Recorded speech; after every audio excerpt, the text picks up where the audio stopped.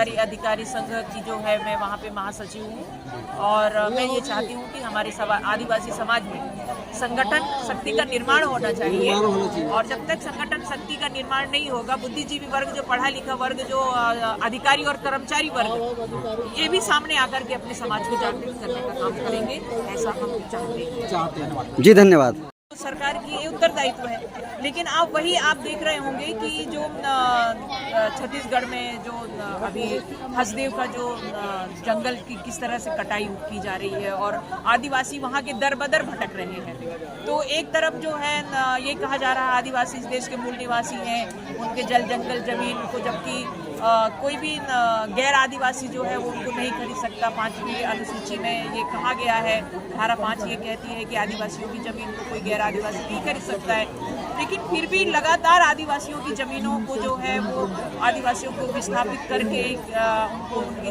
जल जंगल जमीन छीन ली जा रही है। तो क्या ये व्यवस्था में हमारे साथ जो अन्याय और शोषण हो रहा है? शिक्षा में हमारे लोग बहुत पिछड़े हुए हैं। हमारे लिए जो जिस तरह से संवैधानिक अधिकार है, वो संवैधानिक अधिकार हम लोगों को मिलना चाहिए। समाज में जागृति आना चाहिए और अपने अधिकारों को भी जानना चाहिए और समाज आगे बढ़ना चाहिए। यही उद्देश्य हमारा है और इसी उद्देश्य के साथ में जो है मुझे भी अवसर मिला है। मुझे भी संविधान ने आर्टिकल 19 के तहत जो है मुझे अपनी बात को रखने का अधिकार देता है। तो मैं जहाँ तक ये चाहती हूँ कि हमारा समाज में जागृति आना चाहिए, हमारे बच्चे शिक्षित होने चाहिए। शासन प्रशासन में अगर जाएंगे, उनको देख करके हमारी जो आने वाली पीढ़ियाँ हैं उनसे वो सीखेंगे और समाज में अपना एक मुकाम हासिल करेंगे। इसी आशा और उम्मीद के साथ जो है मैं अपने आदिवासी समाज से अपनी बातों को मैं ये कहना चाहती हूँ। अखिल भारतीय आदिवासी धर्म परिषद मध्य प्रदेश का अध्यक्ष।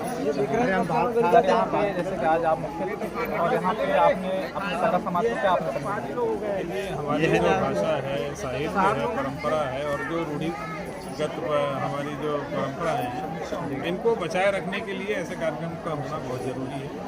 और जो हमारे जो गोगू पद्धति है, जो उसके बारे में जो हमारे भूमिका लोग हैं बहुत अच्छे जानकारी लेते हैं और कैसे हमारे जो आने वाली पीढ़ी को हमको ये सारा संदेश देना है। तो इस कार्यक्रम से है हम लोग अच्छे से संदेश दे सकते हैं और देश में जिस प्रकार से हमारे साथ में जो परिस्थितियाँ बनते जा रही हैं, इसके लिए भी हम आगाह करने के लिए हम अपने समाज के साथ में बैठे और हम अपने विचार संगोष्ठी के आधार पर उन्हें ये सारी बातें में बताई जाती है कि हमें संघर्ष करने के लिए कैसे तैयार होना है। बस यही। और सर थोड़ा सा आप जैसे कि आगामी जो लोकसभा चुनाव है उसको लेकर भी हम चाहते हैं कि थोड़ा सा आप अपने विचारों को। देखिए, हम आज़ादी के 75 साल हम लोगों ने बिता दिए, लेकिन आज हम देख रहे हैं कि हमें जो हमारे समाज को जो नेतृत्व की जो कहना चाहिए जगह मिलनी चाहिए थी, वो आज तक नहीं मिल पाई।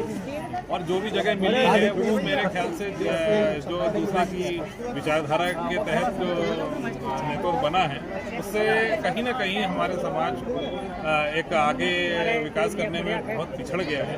तो हम अभी यही सोचने पर मजबूर हो गए हैं कि जब हमारा समाज में जब इतना बड़ा वोट बैंक है, इतनी बड़ी वोटों की ताकत रखते हैं और हमारे समाज में एक से एक नेतृत्व करने के जो योग्य हैं ऐसे लोग होने के बावजूद भी हम पिछड़ रहे हैं। और वो पिछड़ने का कारण सबसे ज़्यादा है कि देश की जो राजनीतिक पार्टियां हैं वो हमारे समाज के अंदर ऐसा घुस चुकी है कि हम अपने समाज के मान सम्मान और स्वाभिमान के लिए लड़ नहीं पा रहे।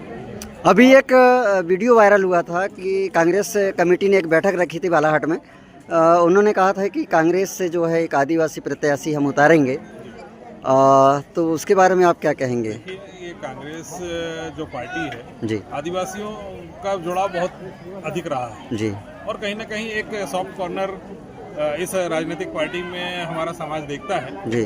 लेकिन जो ये सांकेतिक राजनीति जो बीजेपी भी करती है और कहीं ना कहीं कांग्रेस भी करती है। जी जी जी जी।